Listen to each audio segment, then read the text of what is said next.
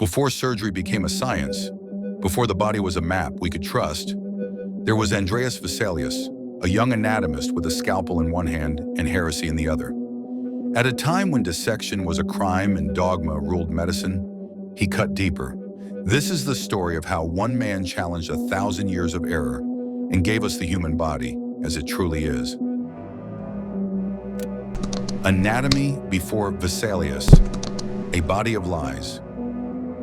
Before Vesalius opened a human body, medicine believed it had already found the truth. That truth came from a man named Galen, a Greek physician and philosopher whose writings, crafted in the 2nd century, became the gospel of anatomy for over a millennium. There was only one problem. Galen had never dissected a human being. Galen lived in a time when human dissection was taboo. Instead, he cut open pigs and monkeys, and from their inner workings, imagined the blueprint of man.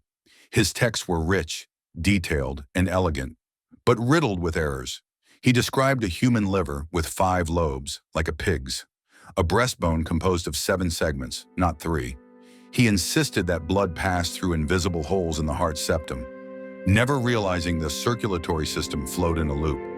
And yet for centuries, no one dared challenge him. By the Middle Ages, Galen's teachings were enshrined not only in universities, but in cathedrals.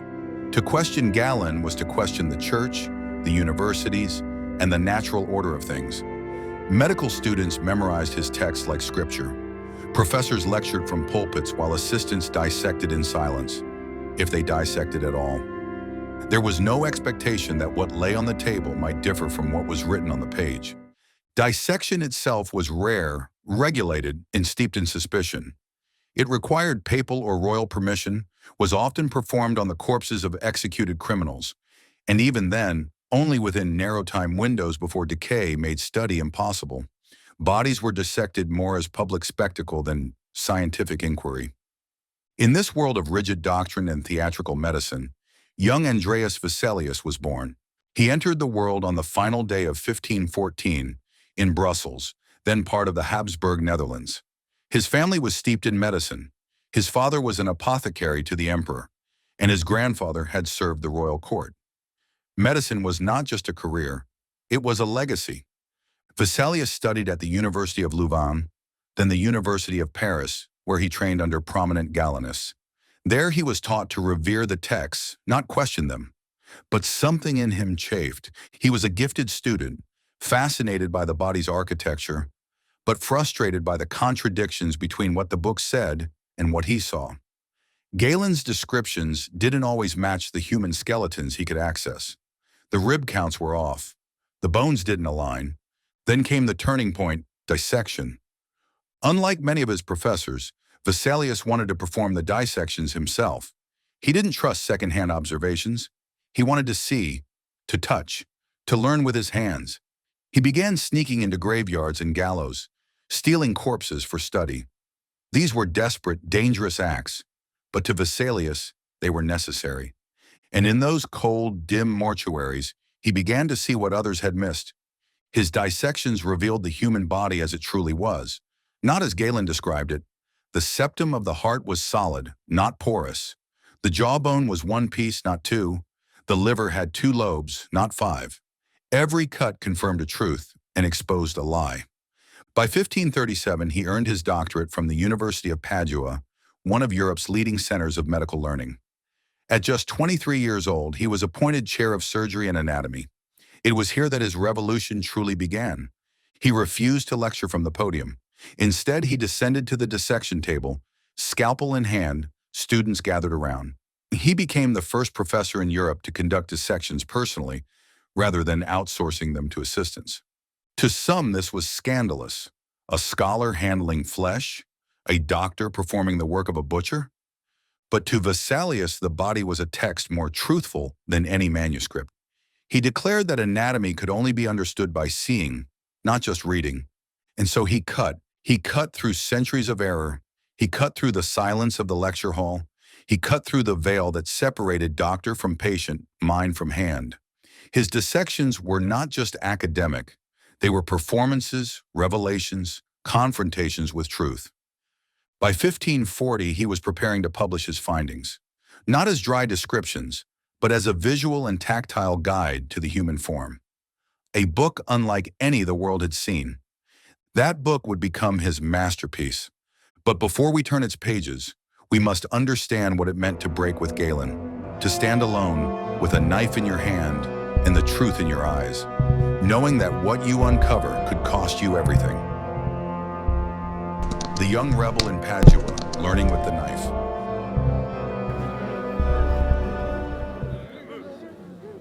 Padua, 1537. The city hums with intellectual energy. It is a place where medicine, astronomy, and philosophy all collide in the candlelit corridors of one of Europe's oldest universities. And into this charged atmosphere steps a man barely in his 20s, carrying with him the bones of a revolution. Andreas Vesalius had just earned his doctorate from the University of Padua. At only 23, he was named chair of surgery and anatomy, an unusual appointment, and one that shocked many in the academic community. A student, a foreigner, a dissectionist. But Vesalius had a rare gift, the ability to both see the body and explain it, not in abstractions but in structures, systems, sinews. His appointment marked the beginning of a new kind of teaching, one that would turn the anatomy lecture into a laboratory of truth. In most universities of the time, anatomy was taught from a lofty podium. The professor read Galen aloud. An assistant, often a barber surgeon, performed the dissection, rarely speaking. The students watched, silently, reverently, passively. Vesalius tore that model apart. He descended from the pulpit and took up the knife himself. In front of his students, he dissected human cadavers with precision and reverence. No longer would anatomy be a dry recital of ancient texts. Now it would be a visual, visceral experience. He insisted on using fresh cadavers when possible, a shocking request. He bribed executioners for access to the newly deceased. He conducted dissections under armed guard. He kept skeletons in his quarters, assembling them like puzzles. It wasn't morbid, it was necessary, and the results were staggering. His students saw things Galen had never imagined. They saw how nerves connected, how the lungs inflated, how the muscles wrapped and layered across bone like fine silk.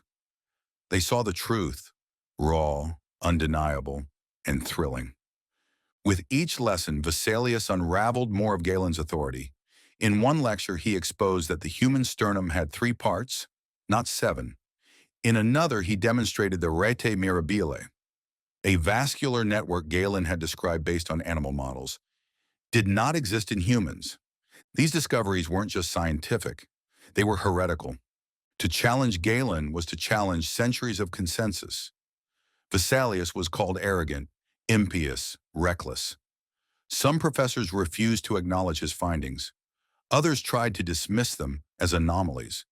But Vesalius had something Galen never did: proof. He documented everything. He began drawing his findings, meticulously, beautifully. These weren't rough sketches. They were anatomically accurate illustrations, rendered with Renaissance artistry. Muscles posed like statues, organs arranged like architectural blueprints. Each image was a statement. See for yourself. To produce these visuals, Vesalius collaborated with artists in Venice, possibly students of Titian. Together, they developed a new anatomical vocabulary, one rooted in observation, not repetition. This collaboration between scientist and artist would culminate in something unprecedented. De Humani Corporis Fabrica, on the fabric of the human body. But the making of Fabrica was not merely academic, it was a gamble. Vesalius poured his energy, resources, and credibility into this single project. He knew that the world of medicine would either crown him or crucify him for what it revealed. And so, over years, he dissected, annotated, and illustrated. He refined his Latin, consulted with printers, and coordinated the logistics of publishing a book so ambitious it had never been attempted before in medical literature. This wasn't just a textbook, it was a manifesto. As he prepared to release Fabrica, Vesalius understood the stakes. He wasn't just correcting Galen, he was displacing him. And with that came enemies, old-school anatomists, clergy, rivals who whispered that Vesalius was a body snatcher, a heretic, a dangerous radical. He did not care, because he knew the truth was in the flesh, and the only way to honor that truth was to share it, not in whispers, but in print. De Humani Corporis Fabrica, the book that changed everything. Venice, 1543. A shipment of heavy wooden crates leaves the press of Johannes Operinus in Basel. Inside them lies a bomb, not of powder, but of paper. A book of 7 volumes, hundreds of folio pages, filled with images so bold, so anatomically precise, they would shake the very foundations of Western medicine. De Humani Corporis Fabrica Libri Septem. On the fabric of the human body in 7 books.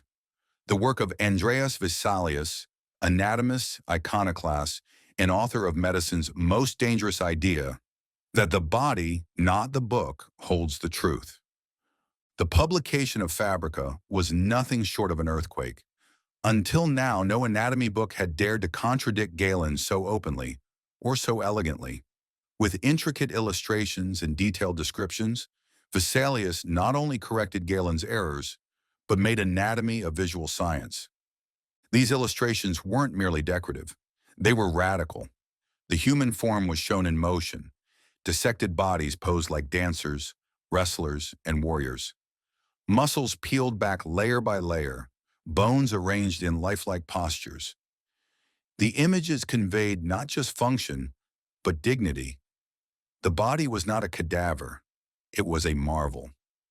The artists behind these drawings remain officially anonymous, but historians suggest they may have been part of Titian's Venetian circle, masters of chiaroscuro, capable of giving form to flesh and breath to silence. The result was a new kind of text, one that spoke not in dogma, but in diagrams. Each page was a direct confrontation. Galen's porous septum? Debunked. His theory that blood ebbed and flowed in tidal motions? Refuted. His insistence that the jaw had 2 bones? Obliterated by a single elegantly labeled figure. But Vesalius didn't just offer new facts, he offered a new philosophy. In his preface, he called for physicians to learn anatomy with their own hands, to dissect, to see, to question. The days of blind deference were over. Reaction was swift. Some scholars hailed the book as a triumph, a masterpiece. Others recoiled in horror. In conservative circles, Vesalius was accused of hubris, even sacrilege. To dissect a human was to desecrate it. To contradict Galen was to defy centuries of wisdom. Vesalius was no stranger to controversy, but now he had invited a storm. The church, though not officially condemning Fabrica, viewed its implications warily. Physicians who had built careers on Galenic texts felt threatened. Some responded with rage, others with envy.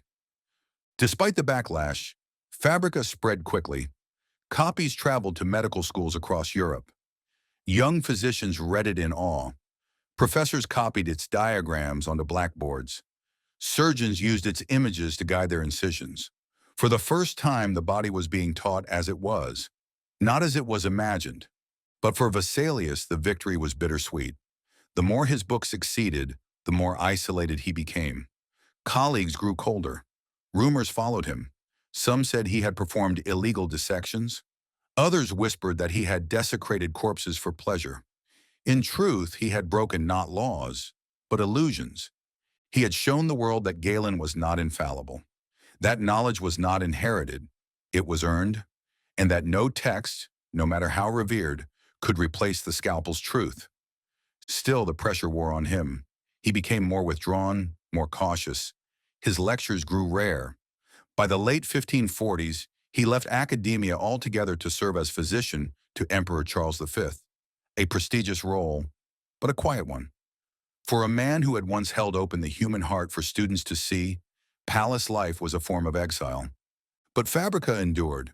The presses kept printing, the copies kept circulating, and across Europe, young doctors began to dissect, not to confirm old truths, but to discover new ones.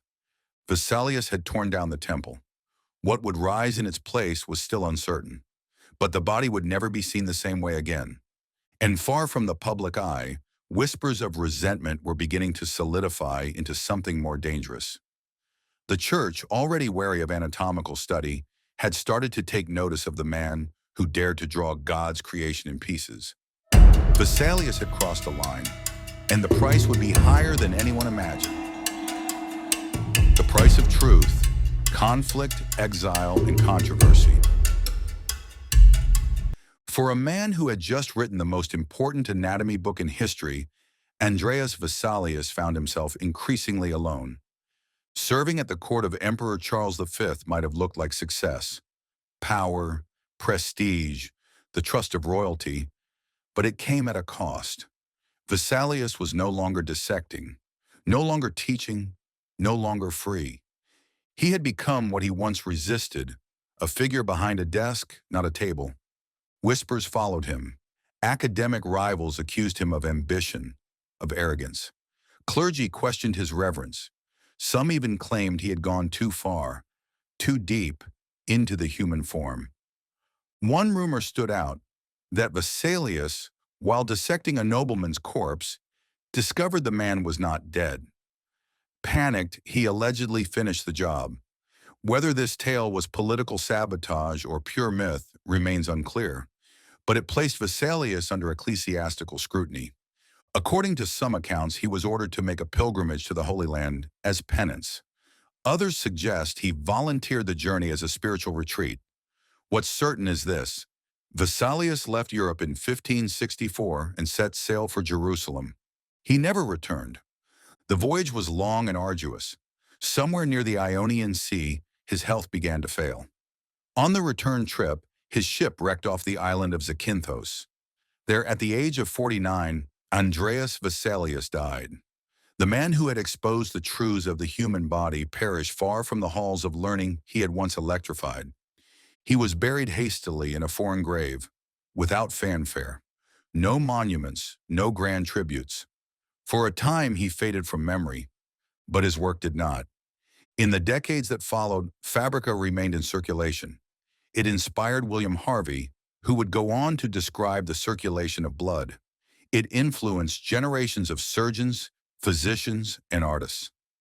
Anatomy, once cloaked in mystery, became a cornerstone of medical education. The resistance Vesalius faced only confirmed the magnitude of his challenge. He had not merely corrected errors. He had unseated an empire of belief. He had done what few dared. He replaced reverence with inquiry. Even today, some of his drawings are still used in medical textbooks. His methods remain foundational, and his philosophy, that the body must be seen to be understood, still drives the practice of medicine. But in his lifetime, he paid the price of being first. He wielded a scalpel not only against sinew and bone, but against centuries of blindness. And though his end came quietly, the tremors of his work would echo through every medical school, every surgical theater, and every moment a physician dares to ask, what if the old knowledge is wrong? He had walked the tightrope between science and sacrilege, and he had shown that to find the truth, sometimes you must be willing to be cut off. Anatomy Reborn, the legacy of Vesalius. Andreas Vesalius may have died in obscurity, but his ideas did not. Long after his bones were buried on a remote island in the Ionian Sea, his work lived on, not just in ink, but in practice. In every surgical training, every anatomical chart, every physician who reaches not for scripture, but for the scalpel, Vesalius breathes again.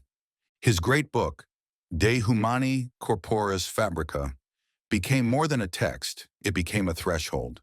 It marked the beginning of medicine's modern era, a time when direct observation would trump received wisdom, when dissection would illuminate rather than defile, when the body would no longer be hidden behind dogma. In the centuries following his death, Vesalius's influence rippled outward. William Harvey, who would revolutionize physiology by proving the circulation of blood, cited Vesalius's anatomical accuracy as critical to his own discoveries. Without Vesalius tearing down Galen,